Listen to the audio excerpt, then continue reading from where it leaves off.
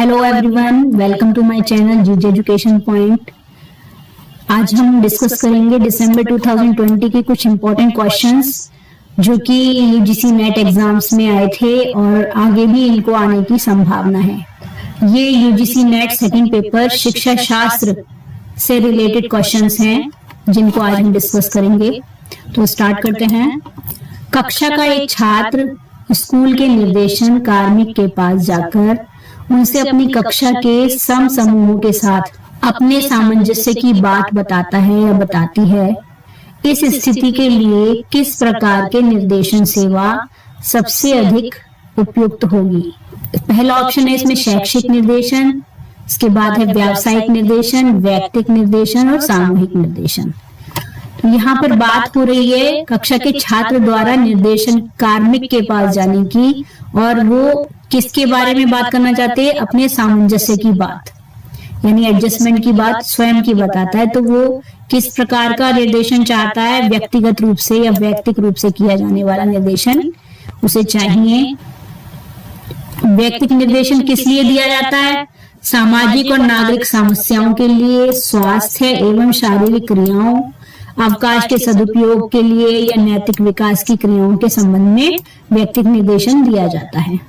Next question है, शैक्षिक मनोविज्ञान के अध्ययन में दो प्रमुख विधियां प्रयुक्त हो रही हैं, दूरवर्ती एवं समीपस्थ। निम्नलिखित सूची में उन विधियों की पहचान कीजिए जिन्हें समीपस्थ कहा जाता है। प्रक्षेपण विधि, अंतःअवलोकन विधि, निदानात्मक विधि, प्रयोगात्मक विधि, मूल्यांकन परक अन्वेषण, कार्योत्तर विधि। अभी इसमें से हमें सही उत्तर छांटना है। तो देखिए यहाँ पर शैक्षिक मनोविज्ञान के अध्ययन में दो प्रमुख विधियां दी गई हैं। पहली विधियां होती हैं दूरवर्ती विधियां और सेकंड टाइप की विधियां होती हैं समीपस्थ विधियां। दूरवर्ती विधियों में कौन सी विधियां आती हैं? प्रेक्षण विधि, प्रयोगात्मक विधि, कार्योत्तर विधि, क्वासी एक्सपेरिमेंट, ये विधियां जो है दूरवर्ती में आती हैं। समीपस्थ विधियों में अंतःअवलोकन विधि, निदानात्मक विधि और मूल्यांकन परक विधि या अन्वेषण। तो यहाँ पर हमारा ऑप्शन नंबर बी इसमें सही आंसर होगा। पहली विधि है अंतःअवलोकन, उसके बाद है निदानात्मक विधि और उसके बाद है मूल्यांकन परक विधि। तो 2, 3 एंड 5 ऑप्शन यहाँ पर हमारा सही होगा। एक रचनावादी प्रतिमान द्वारा निम्नलिखित कथनों में अधिगम और अभिप्रेरणा के संदर्भ में किन किन कथनों को अनुमोदित किया जाएगा? उद्दीपक के युग्मन और आवश्यकता ह्रासन से अधिगम घटित होता है। अधिगम एक अर्थ निर्माण प्रक्रिया है और अहम ग्रस्तता द्वारा इसे सुकट बनाया जाता है। अंतर्नोद में हासन अधिगम की ओर अग्रसर करता है। बच्चे नई सूचना को पुरानी सूचना से जोड़कर बेहतर सीखते हैं। पुरस्कार और दंड का सिद्धांत टिकाऊ अधिगम से संबद्ध है। संबंध और सहज महसूस करना इष्टता, अभिप्रेरणात्मक अभिमुखता एवं स्वय अधिगम को दर्शाता है। इसमें से हमें कैसे उत्तर देखने हैं? जो रचनावादी प्रतिमान द्वारा निर्धारित किए गए हैं, ऐसे उत्तर देखने हैं। तो इसमें उत्तर है अधिगम एवं अभिप्रेरणा के संदर्भ में रचनावादी क्या कहते हैं? अधिगम एक अर्थ निर्माण प्रक्रिया है और अहम ग्रस्तता द्वारा इसे सुकट बनाया जाता है। बच्चे नई सूचनाओं को पुरानी सूचना से जोड़कर बेहतर सीखते हैं, यानी रचना करना, नई सूचनाएं बनाना और पुरानी सूचनाओं से उनको जोड़ना जो है वो रचनावादी सिद्धांतों के अंतर्गत आता है। संबंध और सहज महसूस करना इष्टतम, अभिप्रेरणात्मक अभिमुखता और स्वय अधिगम को दर्शाता है। अपनी रचनावादी सीखना भी तो स्वय अधिगम पर आधारित होता है और अभिप्रेरणा से रिलेटेड होता है। तो इसलिए हमारा थर्ड ऑप्शन भी इसमें आएगा। आंसर यहाँ हो जाएगा सी वाला, सेकंड, फोर्थ एंड सिक्स्थ। नीचे दो कथन दिए गए हैं, एक अभिकथन और एक तर्क है, हमें सही ढूंढना है उसमें से। पहला है मध्यमान सर्वाधिक प्रयुक्त केंद्रवर्ती प्रवृत्ति का माप है। नेक्स्ट है मध्यमान की गणना प्रतिदर्श के प्रत्येक व्यक्तिगत प्राप्तांक पर आधारित है। देखिए पहला वाला तो इसमें सही है, केंद्रीय प्रवृत्ति की माप होता है मध्यमान। दूसरा वाला भी सही है कि इसकी गणना जो है प्रत्येक व्यक्तिगत प्राप्तांक पर आधारित होती है, ये भी सही है, लेकिन ये पहले वाले की व्याख्या नहीं करता।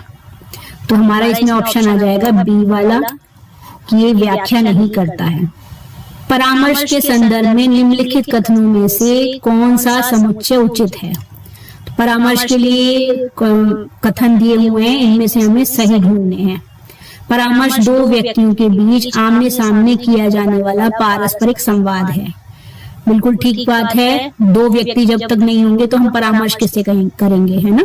यदि हमें परामर्श करना है किसी से या सलाह लेनी है तो हमें भी तो किसी दूसरे व्यक्ति को अपनी बात या समस्या बतानी पड़ेगी, तभी तो सलाह लेंगे। तो पहला वाला ऑप्शन हमारा ठीक है। परामर्श से किसी व्यक्ति के नकारात्मक और सकारात्मक आयामों को समझने में सहायता मिलती है, ये बात भी ठीक है। हम जिससे सलाह लेते हैं उसको अपनी पॉजिटिविटी और नेगेटिविटी दोनों के बारे में बताते हैं। अच्छा परामर्शदाता वह होता है जो सेवार्थी को अपनी कही बात का पालन करने के लिए राजी करता है। ऐसा कोई जरूरी नहीं है, ये वाली बात गलत है, क्योंकि हमारा काम है सलाह देना। जो परामर्शदाता है उसका काम है सलाह देना। अगला व्यक्ति मानता है या नहीं मानता है ये उसके ऊपर डिपेंड करता है। परामर्शदाता को अपनी बात परामर्श प्राप्त करने वाले पर थोपनी नहीं होती है। ठीक है, तो ये ऑप्शन हमारा गलत है। परामर्श प्रक्रिया के लिए परामर्श प्राप्तकर्ता की अंतर्निहित सहमति आवश्यक है। जिसे परामर्श चाहिए ये भी जरूरी है कि वो चाहता भी है कि उसे परामर्श चाहिए या नहीं, उसके आधार पर ही परामर्शदाता को परामर्श देना चाहिए। तो ये वाला ऑप्शन भी हमारा ठीक है। परामर्श प्रक्रिया के लिए घनिष्ठ संबंध स्थापित करना बहुत अति आवश्यक नहीं है। ऐसा नहीं है, संबंध तो स्थापित करना पड़ता है परामर्श प्राप्त करने के लिए भी और परामर्श देने के लिए भी। इस प्रोसेस में यदि हमारा संबंध ठीक नहीं होगा तो हम किसी से सलाह नहीं ले पाएंगे, क्योंकि जिससे हम अच्छे से बात कर पाएंगे उसी को तो हम अपने मन की बातें बता पाएंगे, और जिससे हम बात नहीं कर पाएंगे उसे हम परामर्श कैसे दे सकते हैं या उससे हम परामर्श कैसे ले सकते हैं। ठीक है, तो ये वाला ऑप्शन हमारा गलत होगा इसमें। परामर्श के लिए कुछ असामान्यता का होना आवश्यक है। नहीं, ये वाला ऑप्शन भी गलत है। असामान्यता से इसमें कोई संबंध नहीं है। अनुवर्ती क्रिया परामर्श क्रिया का हिस्सा नहीं है। ये वाला ऑप्शन भी इसमें ठीक नहीं है। 1, 2 और 4 ऑप्शन हमारा इसमें ठीक है। वैसे यहाँ परामर्श की विशेषताएं दी हुई है, इन्हें देखते हैं। परामर्श दो व्यक्तियों के बीच आमने सामने की क्रिया या पारस्परिक संवाद है। इसमें व्यक्ति के नकारात्मक और सकारात्मक आयामों को समझने में सहायता मिलती है। परामर्श प्रक्रिया के लिए परामर्श प्राप्तकर्ता की अंतर्निहित सहमति आवश्यक है। परामर्श वैयक्तिक सहायता प्रदान करने की प्रक्रिया है, इसे सामूहिक रूप से संपादित नहीं किया जाता है। परामर्शदाता संपूर्ण परिस्थितियों के आधार पर समायोजन हेतु प्रार्थी को जानकारी देता है और उसकी सहायता भी करता है। एक वास्तविक द्विभाजी चर और एक सतत चर के मध्य सह संबंध ज्ञात करने के लिए निम्नलिखित में से कौन सी विधि उपयुक्त होगी? ऑप्शन नंबर बी, बिंदु द्विक्रमिक सह संबंध विधि का प्रयोग वहां किया जाता है जहां एक सतत चर तथा दूसरा चर द्विभाजी होता है, लेकिन दूसरा चर वास्तविक द्विभाजी हो। चर के दोनों भागों के बीच वास्तविक रिक्ति हो, जैसे लिंग। संभावित तथा असंभावित प्रतिचयन की विधियों का महत्वपूर्ण अंतर निम्नलिखित में से किसमें निहित है? प्रतिदर्श फ्रेम का चयन, इकाइयों का यादृच्छिक चयन, शोध कार्य का उद्देश्य, समष्टि की संरचना। तो संभावित तथा असंभावित प्रतिचयन की विधियों का महत्वपूर्ण अंतर इकाइयों का यादृच्छिक चयन पर आधारित होता है। तो ऑप्शन नंबर बी इसमें हमारा आंसर होगा। घटनाओं का प्रत्यक्ष अवलोकन करने की विधि का प्रयोग करके अनुभवाश्रित शोध की सलाह सर्वप्रथम किसने दी थी? तो इसमें आंसर आएगा फ्रांसिस बेकन ने अनुभवाशील शोध पर कार्य किया था या इन्होंने सलाह दी थी। निम्नलिखित में से कौन सी विशेषता अधिगम संबंधी अक्षमता वाले विद्यार्थियों के संबंध में कम प्रासंगिक है? मनोवेग नियंत्रण में समस्या। तो अधिगम संबंधी अक्षमता वाले बालकों का मनोवेग का नियंत्रण जो है उसकी समस्या उनके लिए आम समस्या है या ऐसा होता है उनके साथ, तो ये कम प्रासंगिक नहीं है, ये प्रासंगिक समस्याओं में आती है। अल्प तथा दीर्घ अवधि की स्मृति संबंधी समस्या, ये भी उनसे जुड़ी हुई समस्या है। ध्यान केंद्रित रखने संबंधी समस्या, जो बच्चे अधिगम संबंधी अक्षमता रखते हैं उसके लिए कंसंट्रेशन करना भी संभव नहीं हो पाता है, तो ये भी समस्या उनसे रिलेटेड है। नेक्स्ट है कक्षा में उपस्थित होने में समय की पाबंदी संबंधी समस्या, तो ये जो है उनसे कम संबंधी है क्योंकि उन बच्चों का इस चीज से संबंध कम होता है। क्यों होता है कम? क्योंकि वो डिसिप्लिन की स्थिति जो है अधिगम संबंधी अक्षमता वाले बालकों के लिए नहीं देखी जा सकती है। प्रत्येक समूह में 25 विद्यार्थी वाले 4 समूहों पर किए गए एक प्रयोगात्मक अध्ययन के एनोवा द्वारा विश्लेषण के परिणाम निम्नवत रूप में सारांकित हैं, दिए गए हैं। इसमें हमें क्या करना है? F अनुपात जो है वो का मान निकालना है। तो यहाँ पर प्रसरण का स्रोत दिया हुआ है, समूह के मध्य और अंदर डिग्री ऑफ फ्रीडम दिया हुआ है यहाँ पर, जिसे स्वातंत्र्य कोटि कहते हैं। तो इसमें हमें F टेस्ट निकालने के लिए क्या करना होता है? हमें पहले इनका सम करना होता है। सम करने के लिए हम इसमें डिवाइड करते हैं, ऊपर वाली जो छोटी संख्या होती है उससे बड़ी संख्या को। यहाँ पर भी ऐसे ही करेंगे, तो दोनों से जो चीज निकलेगी उसके ऊपर हम F टेस्ट का फॉर्मूला लगाएंगे। F बराबर BSS इक्वल WSS या लार्ज वेरिएंस और स्मॉलर वेरिएंस। लार्ज वेरिएंस इसमें क्या है? 32, इसको ऊपर रखेंगे। स्मॉलर वेरिएंस क्या है? स्मॉलर वेरिएंस इसमें है 3.37, इसको इससे डिवाइड कर देंगे, आंसर निकलेगा 9.48। तो यहाँ पर ऑप्शन नंबर बी इसमें आंसर आ रहा है। अनुदेशनात्मक अभिकल्पों के लिए कोमल तंत्र सॉफ्टवेयर उपागम के प्रयोग हेतु निम्न में से किसे सार्थक माना जा सकता है? नीचे दिए गए कूट में से सही उत्तर का चयन कीजिए। अधिगम आधारित साक्ष्यों का उपयोग, भौतिक विज्ञान के योगदानों का उपयोग। तो सॉफ्टवेयर में भौतिक विज्ञान से कोई मतलब नहीं होता है, तो ये ऑप्शन इसमें नहीं होगा। व्यवहार विज्ञान में कृत शोधों के परिणामों का उपयोग हम इसमें कर सकते हैं सॉफ्टवेयर उपागम में। विभिन्न अधिगम संसाधनों के उपयोग से प्राप्त अंतर्दृष्टि का उपयोग भी हम इसमें कर सकते हैं सॉफ्टवेयर में। अभियांत्रिकी विज्ञान के योगदानों का उपयोग, तो अभियांत्रिकी विज्ञान से इसका कोई संबंध नहीं है। यहाँ पर अनुदेशनात्मक अभिकल्पों की बात हो रही है, तो हमारे option number 1, 3 and 4, option number A इसमें आंसर होगा। एक बच्चा जन्म के समय कोरी पट्टी वाला होता है और उसका वाद का व्यवहार अनुभव के माध्यम से निर्मित होता है। यह बात सबसे पहले किसने कही? तो ये बात कही थी जॉन लॉक ने, उनकी एक डेफिनेशन थी, उसमें उन्होंने ये बात कही है। डेफिनेशन यही है, ये जो इन्वर्टेड कॉमास में लिखी हुई है, इस डेफिनेशन में जॉन लॉक ने ये बात कही है। अध्यापक शिक्षण कार्यक्रमों के लिए निम्नलिखित में से किसे एक प्रशिक्षण रणनीति माना जाता है? अनुभवजन्य अधिगम, अवधारणा, मानचित्रण, सूक्ष्म शिक्षण, विचारावेश प्रक्रिया। तो इसमें बात करी गई है अध्यापक शिक्षण कार्यक्रमों से, और यहाँ पर प्रशिक्षण रणनीति की बात की गई है। तो ये सूक्ष्म शिक्षा जो है प्रशिक्षण रणनीति में उपयोग की जाती है। सूक्ष्म शिक्षण द्वारा बच्चों को अलग अलग स्किल्स सिखाई जाती हैं, उन्हें कौशल सिखाए जाते हैं, जैसे शामपट कौशल है, प्रश्नोत्तर कौशल है, व्याख्यान कौशल है। ये सारे कौशल जो है सूक्ष्म शिक्षण द्वारा बच्चों को सिखाए जाते हैं। यथार्थवाद दर्शन के अनुसार विषयों का कौन सा समूह पाठ्यचर्या में शामिल किए जाने हेतु सर्वाधिक उपयुक्त है। बात हो रही है यहाँ यथार्थवाद की, तो विज्ञान, गणित और तर्कशास्त्र, भाषा, साहित्य और कला, दर्शन, धर्म और ईश्वर मीमांसा, कला, साहित्य और तर्क मीमांसा। तो यथार्थवाद जो है यथार्थ में जीना पसंद करता है, तो यहाँ पर वो विज्ञान, गणित और तर्कशास्त्र विषय को चुनेगा या उसका चयन करेगा।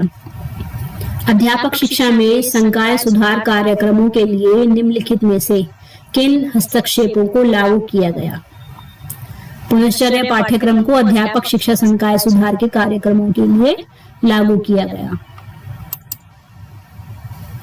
नव अभिकल्पित अध्यापक शिक्षा पाठ्यक्रम में किस कार्यक्रम में NCTE 2015 के दिशा निर्देशों के अनुरूप संस्थानों के साथ MOU सन्निहित है।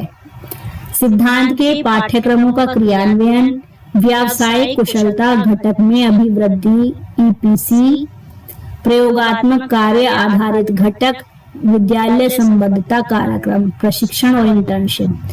NCTE के अकॉर्डिंग प्रशिक्षण और इंटर्नशिप को 2015 में लागू किया गया था, जो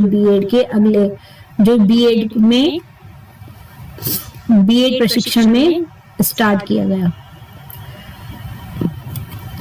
तो NCTE के अकॉर्डिंग विद्यालय संबद्धता कार्यक्रम के लिए प्रशिक्षण और इंटर्नशिप को लागू किया गया था। भारत में अध्यापक शिक्षा में समर्थनीयता, गुणवत्ता, आग्रह, जोर के लिए निम्नलिखित में से कौन सा सर्वाधिक समुचित है। सेवा पूर्व पाठ्यक्रमों का नवीकरण, अध्यापक शिक्षण संस्थानों के प्राचार्यों का प्रशिक्षण, अध्यापक शिक्षण संस्थानों में संरचनागत समर्थन में सुधार, क्षमता संवर्धन के उपायों को सर्वाधिक प्राथमिकता दिया जाना। तो ऑप्शन नंबर डी इसमें हमारा आंसर है। भारत में अध्यापक शिक्षा में समर्थनीय, गुणवत्ता, आग्रह के लिए क्षमता संवर्धन के उपायों को सर्वाधिक प्राथमिकता दिया जाना सर्वाधिक समुचित था। निम्न में से कौन सा समावेशन हेतु कम उपयुक्त है। सभी विद्यार्थी अपने निकट के स्कूलों में शिक्षा प्राप्त करते हैं, तो ये उपयुक्त है, ये कम उपयुक्त नहीं है। स्थानन, आयु और ग्रेड के अनुरूप होते हैं, ये भी उपयुक्त है। स्थानन, आयु और ग्रेड के अनुरूप ही होते हैं। विशेष शिक्षा सहायता सामान्य शिक्षा कक्षा के भीतर उपलब्ध है, ये भी समावेशन हेतु किया जाता है। विशेषज्ञ तथा विशेष अध्यापक पृथक समूहों के तौर पर कार्य करते हैं, ऐसा नहीं है, मिलकर कार्य करते हैं, ये चीज उपयुक्त नहीं है। तो ऑप्शन नंबर डी इसमें हमारा आंसर हो जाएगा। निम्नलिखित में से कौन सा समुच्चय प्रमस्तिष्क घात के 3 प्रमुख रूपों को दर्शाता है। इन प्रमस्तिष्क घात के 3 रूप कौन कौन से? स्पास्टिक, एथेरॉइड, एटाक्सिक। ये 3 जो चीजें हैं ये प्रमस्तिष्क घात के रूप में देखी जाती हैं। अब इसमें सूची दी हुई है, सूची A को, सूची 1 को सूची 2 से मैच करना है। बाह्य अथवा मध्य कान से ध्वनि के प्रयोग में रुकावट। आंतरिक कान समुचित रूप से कार्य नहीं करता। नेक्स्ट है मस्तिष्क संकेतों की व्याख्या करने में अक्षम। ऑप्शन इसमें 4 दिए, जिसमें से अपने वाले सेलेक्ट करने हैं। संवेदी तंत्रिका श्रवण हानि, केंद्रीय श्रवण प्रक्रिया विकृति, मानसिक श्रवण हानि और संवहन श्रवण हानि। 4 तरह की श्रवण हानियों के बारे में इस बात में बात की गई है। तो इसमें आंसर देखते हैं। बाह्य अथवा मध्य कान से ध्वनि के प्रवेश में रुकावट जो है वो संवहन श्रवण हानि के द्वारा होती है। आंतरिक कान समुचित रूप से कार्य नहीं करता, संवेदी तंत्रिका श्रवण हानि होती है। मस्तिष्क संकेतों की व्याख्या करने में अक्षम है। केंद्रीय श्रवण प्रक्रिया विकृति इसको कहते हैं। तो ऑप्शन इसमें मैच करने में इसमें इन्होंने बी ऑप्शन इसमें सही माना है। ए का इसमें 4 है, बी का 1 और सी का इसमें 2 ऑप्शन आता है आंसर में। दृष्टिगत निशक्तता का एक कारण निम्नलिखित में से किसकी कमी है? जब भी दृष्टिगत निशक्तता की बात की जाती है या आंखों में किसी चीज की कमी की बात की जाती है तो वो विटामिन ए की कमी के कारण होती है। आंखों की कोई भी जो रोग होते हैं विटामिन ए की कमी से होते हैं। आपने सुना होगा रतौंधी रोग के बारे में, तो ये भी विटामिन ए की कमी से होता है। तो यहाँ पर विटामिन ए आंसर आएगा इसमें। नीचे 2 कथन दिए गए हैं, इसमें से हमें सही का चयन करना है, कौन सा कथन सही है। शिक्षण व्यवहार एक ऐसे सामुच्चय से संबंधित है जो आशोधनीय है। तर्क इसका कहता है समूह शिक्षण, अनुरूपण तथा अंतः क्रिया विश्लेषण की पद्धतियां शिक्षण व्यवहार के आशोधन में सहायक हैं। तो दोनों ही बातें, कथन और तर्क जो दोनों सही हैं, तो ऑप्शन नंबर ए इसमें हमारा आंसर होगा। अब ये इसमें भी एक सूची दी हुई है, इसमें अध्ययन की अवस्थाएं दी हैं और यहाँ गतिविधियां दी हैं, एक्टिविटीज। शिक्षण पूर्व अवस्था, अंतःक्रियात्मक अवस्था, शिक्षण पश्चात अवस्था। गतिविधियां क्या है? वस्तुनिष्ठ और योजनापरक अनुदेशन का निर्धारण, अनुदेशन तथा प्रतिपुष्टि प्राप्ति का सिंहावलोकन, अभिभावकों के साथ बातचीत करना, योजना का कार्यान्वयन करना, प्रेरणा प्रदान करना तथा नेतृत्व करना। आंसर इसमें है शिक्षण पूर्व अवस्था, वस्तुनिष्ठ तथा योजनापरक अनुदेशन का निर्धारण करना। अंतःक्रियात्मक अवस्था में योजना का कार्यान्वयन, देखिए यहाँ पर क्रिया की बात की गई है और यहाँ पर कार्यान्वयन की बात की गई है। तो क्रिया करने की बात और कार्यान्वयन की बात एक दूसरे से मैच करती हैं, तो यहाँ पर आप एलिमिनेशन कर भी इसको निकाल सकते हैं कि बी वाले का ऑप्शन 4 है। तो जहां देखेंगे बी वाले का 4 यहाँ पर 2 में आ रहा है, ठीक है। इसके अलावा शिक्षण पश्चात अवस्था, तो फीडबैक जो है वो बाद में दिया जाता है, तो पश्चात वाले में आएगा। तो सी में 2 जिसमें आ रहा है आप उसको अपना आंसर सेलेक्ट कर लेंगे। तो सी में ऑप्शन में 2 आ रहा है सी में, तो इससे भी आपको थोड़ा सा आइडिया लग जाएगा आपको अपना एग्जैक्ट आंसर निकालने के लिए। निम्नलिखित में से किस दिशा में एक परीक्षण उपयोगकर्ता का परीक्षण प्राप्तांक की शुद्धता में अधिक विकास होना चाहिए? जब समजातीय प्रतिदर्श पर परीक्षण को मानकीकृत किया गया हो, जब परीक्षण के प्रश्न समजातीय हों, जब परिमाप की मानक त्रुटि अधिक हो, जब परिमाप की मानक त्रुटि कम हो। ऑप्शन नंबर डी इसमें आंसर है। जब परिमाप की मानक त्रुटि कम हो तो एक परीक्षण उपयोगकर्ता का परीक्षण प्राप्तांकों की शुद्धता में अधिक विश्वास होना चाहिए। किसी प्राथमिक स्कूल के संदर्भ में एक अच्छी पर्यवेक्षक रिपोर्ट निम्नलिखित में से किस समुच्चय से संबंधित होनी चाहिए?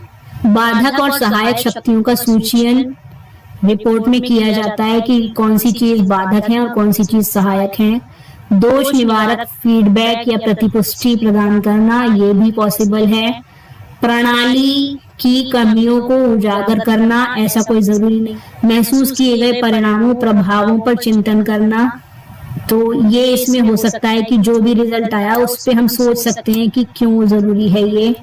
और कार्मिकों की कमियों के संबंध में एक समालोचनात्मक रिपोर्ट तैयार करना, कार्मिकों द्वारा निभाई गई भूमिका को समग्र रूप लेना, तो ये इसमें हो सकता है। कार्मिकों द्वारा निभाई गई भूमिका का समग्र रूप लेना इसमें पॉसिबल है। तो रिपोर्ट के गुण इसमें क्या क्या है? ऑप्शन नंबर सी इसमें आंसर आ रहा है।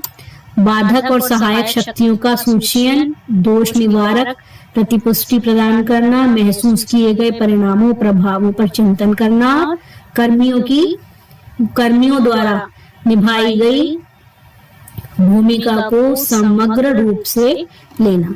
तो यहाँ पर हमारे 25 क्वेश्चंस की सीरीज कंप्लीट होती है। इसके अलावा मैंने इसका सेकंड पार्ट और बनाया है, तो जिसे हम अगली कक्षा में देखेंगे। तो वीडियो देखने के लिए थैंक यू।